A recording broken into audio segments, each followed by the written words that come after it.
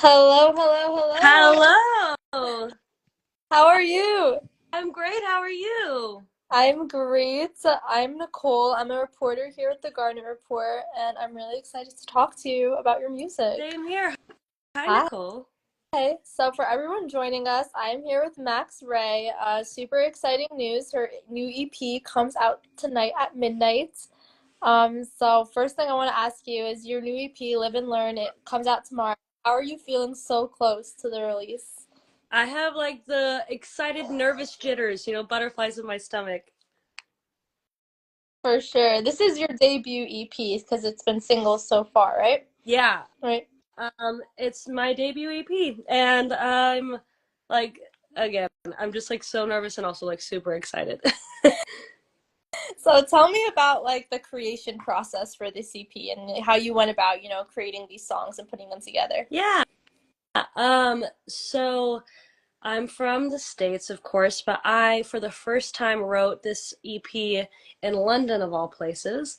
And I mean, the album's called Live and Learn. I learned a lot, of course, culturally, um, as well as a lot of experiences with my team. I went from 3 people on my team to almost 30 through this process. And um, I found myself every day that I was there just writing exactly what I felt in that moment, which was really like sometimes normally I'll take from my notes section that I thought of an idea like a week ago or a day ago, but I just literally wrote what I felt that day, that time. Also with a hint of jet lag. So there was some like sometimes where I was like, am I delirious or is this good? I don't know. Um, and there was a lot of times, I mean, I'm young, I'm 23, so writing this project I was questioning like, is this going to be authentic enough, is this good enough? My team, I mean, I love them, but I went along with a lot that they wanted to do, especially with one of the singles off the EP called Keep You Waiting. They dyed my hair orange and put me in a kilt, and I was like, never again. Again, you live and you learn. So it was a crazy journey, but I'm really thankful for it. Yeah, for sure. That sounds really exciting. So speaking of London, I know you were just in the UK, right? Or are you still in the UK? No, I'm back home in Vegas, but I was in the UK on tour. Yes. How was that? How were the shows there? Amazing. I did my first ever, I mean, it was my first ever tour this year in the spring in the UK. And that, I mean, was unbelievable. And this last tour I just did, which was a little shorter, I don't know, UK fans are crazy, amazing, super down to earth. I mean, I didn't know what to expect, which was nice, but like I was blown away. Yeah, I was watching videos. It looked fun. Especially choreography. I noticed like you're a dancer too. That's part of like your thing. So how important is the choreography to you like in a show? Is it like as important as the music, you'd say? Yeah, when it comes to a show, for sure. I want to be an all-around amazing performer to bring like the best entertainment. I started off as a dancer before I was a singer. Hmm. Um, and I just fell in love. Like Michael Jackson was my biggest. Hi, Justina. Sorry, I love her. Hi. Um, I started off there, and Michael Jackson was my biggest inspiration when I was little. Of course, he sings and dances, and Bruno Mars, and um, I've always been about performing live and making it like a full, well-rounded experience. Hmm. Yeah. So you mentioned you're back home in Vegas. You're Vegas based?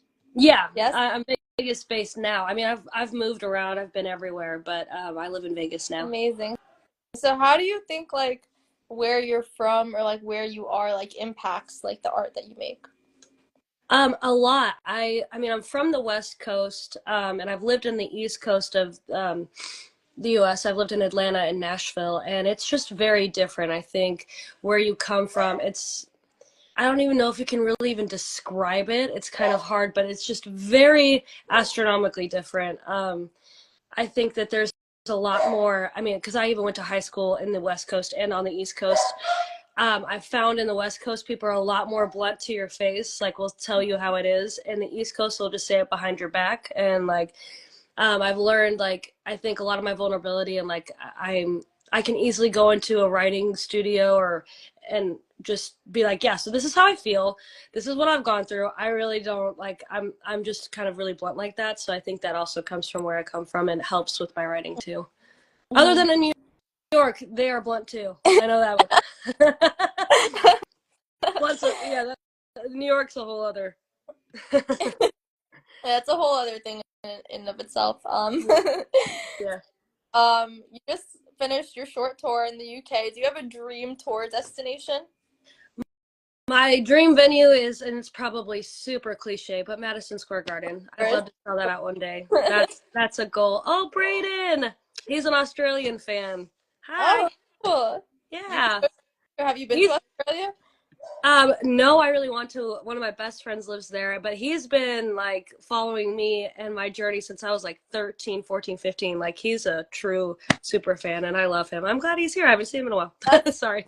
so cool that you, like can recognize your fans like that. That's such a valuable thing for an artist. So that's Yeah, awesome. yeah, they make it like where I can actually do this. Yeah, So I always awesome. think it's cool. Okay. So, Live and Learn comes out tonight. Lead single is Way Too Nice, which just came out like a week or two ago. So Way Too Nice has these lyrics. You say I'm weak because I'm way too nice, and it talks about kind of like people seeing kindness as a weakness. Is this something that like you found you personally experience? For sure. I wrote this EP. I wrote 10 songs in 10 days. Half of them I'm releasing now. The other half, no one knows this, but I will be releasing that in a different EP next year. And this was the last song that I wrote. So if you write 10 songs in 10 days, you're like, thought I was creatively just done. Um, but I went into the session and this was the only session that it was like therapy. I cried. I never even met this producer before. The co-writer I also wrote Keep You Waiting with, and that was my first day. So I had her my first and my last day. So I knew her well, but I just broke down because I've always been a people pleaser. And I remember like even some people on my team and, there's always growing pains and different people that thought like me being so kind was like a weakness or shows that I'm like soft or like whatever. And I was like a doormat. Again, they dyed my hair orange and put me in a kilt. So like I allowed a lot of things that I knew it myself, like I know myself I would never do, but I wanted to like respect like, hey, you've been a part of the industry, you get it, but it's kind of like burned me in a way. And I was like, I'm done with this. I think kindness is a strength. I think that, me standing up for, I know who I am. I know I'm only 23 years old, but I know who I am. And I wanted to finally like shout that and also just like make it an anthem for all the people pleasers in the world to be like, hey, I I I know I'm just like wanting to make you feel great and validate you and like I want to be liked, I want to be loved, like, but hey, what about you? Like it's always about them. Like what are we doing? Mhm. And it's okay to think about you and find that boundary. It's like a very thin line. I think between being like super kind and being everything for someone, but you also have to be kind to yourself. So, you know. Yeah. 10 songs in 10 days. Wow. Is that like a goal for you or did it just kind of like happen? Kind of just happened. I mean, I was in London and it's not cheap. I mean, going all the way out there and I wanted to make it worthwhile. I've been like a hard worker my entire life. I said, you know what, this is a challenge, but I'll take it on. And I'm glad I did. It was really fulfilling, but very daunting at the same time. And I thought we'd only use like maybe 4, possibly 5 songs. But my A&R, we like did a whole listening session through and they're like, yeah, so we need all 10 songs. I want them all. And I said, are you kidding? So we're splitting it up. So because this EP is more like pop dance. Yeah. Um, and I love that. But my next EP is more me, which is like pop R&B. So we're splitting it up, Yeah. thankfully, because I mean I've never done this before. Like, so I need some baby steps. Yeah, I was gonna ask because Way Too Nice has like a very dance pop feel. Is that kind of like that's like a similar vein throughout the rest of the EP? Yeah, that's why I really wanted to make that one the star of the show for this one, because it really shows what you'll hear throughout the record. I performed this whole EP in the spring on tour with, it's like the boy band, it's like the Backstreet Boys of the UK. So it was like a pop 90s Mhm. boy band group and I was like, okay, pop dance is perfect for this too. And it went over so well that I was like, okay, we really like I was already questioning my A&R. I was like, are you just saying this to be nice to me? But then when I got such a great response, I was like, hey, let's put this out. This is great. So it's definitely pop R&B. I tell people, like when they ask what my like musical style is, I say hopefully it's like a mixture between Bruno Mars and Pink. Like if you Mm, could put those two people into a person, that would be me. So this is more like my Pink side, and I the see. next album will be more like Bruno Mars. Oh my gosh, what a good mixture. Thanks, I love them. So you mentioned you also have new music coming next year, and we're gonna get another EP with the rest of those songs. Yeah, yeah, that's happening, and I think it'll be sooner rather than later. I mean, people who are on this live, I really appreciate that stuff. So I say things that aren't supposed to really. It's like an exclusive kind of like update, but it should be like the last week of January. You'll get a whole new EP already, which is crazy because the Wow, song's done. So amazing. I also know on your shows you perform a few covers. You have like a specific rendition of "This Is How We Do It." Are we getting a studio version? I love that question. Yes. So that was one of my 10 songs in 10 days. I think it was the ninth because we were like, hey, let's do something different. So we wrote it. I wanted to just make it different for our generation, like more dancey, of course, and but the R&B feel because I love R&B and it's a classic. Um, and so I wrote it, didn't think anything of it. My publicist hears it and goes, I actually know Montel Jordan, who is the original artist of the track. And I said, I'm sorry, what? And he set up like a FaceTime meet for me, and I was freaking out because he's like a legend in general. Yeah. Um, and I get on this FaceTime, freaking out, like I'm internally inside. I wanted to be professional. But he was like, I listened to the song. I love your voice. I'll never forget that part because I freaked out at that. And then also, he was like, I want to get on this track with you. I want to do it with you. And I was like, I'm sorry, what? And he also, oh, thank you. Oh, I love these people. You guys are so nice. Um, I all he also said I would love to do the music video with you. So yes, that's coming out and that will be probably early February. Our rendition, a new version of This Is How We Do It with Montel Jordan, and we'll have the music video as well. That is so exciting. Was it like surreal for you, like Yeah, hearing that? I cried. I think I did a victory lap around the house. I mean, like I I still can't believe it. I'm like, pinch me. So you have been performing that song at shows for a little bit. Why did you choose to like write a new version of that song in particular? Like, why this iconic cut? Well, it's always been like a staple for me. Like I've always been the DJ of my friend group for like even back when I was in high school for homecomings and proms, and that one was always like everyone would still go off, even though like you would think because it's from the 90s and with my generation like oh that would be like so no it has stood the test of time and I think that that's something that I really looked at when I was trying to think of maybe a song to flip because that's such a big thing now Yeah. and I wrote that down as one of mine and it was a Friday night when I wrote it because he always says it's Friday night and I was like okay yep so this is the one we're choosing this is it so Amazing. yeah. So we're getting the collab with Montel Jordan. I wanted to ask, do you have any other like dream collaborations? Bruno Mars, Pink, as especially Bruno. I love that man. I want to be best friends with him. Like his vibe is so cool, and I really take a lot like inspiration. This whole other EP, especially the title track, will be. I mean, it's all like 24 karat magic kind of feel. I was obsessed with that and really helped shape me like as an artist. So, Mm-hmm. I mean, One day, I'm rooting for you. yeah, thank you. I need it. So I wanted to ask, you've been releasing music since 2019. What has been your biggest challenge in the industry? How much time do we have? I'm just kidding. I think for me, it's such a saturated market because we have social media nowadays. Anyone can write. I mean, there's hundreds of thousands of songs released daily. So that's always just a struggle to even be seen or be heard.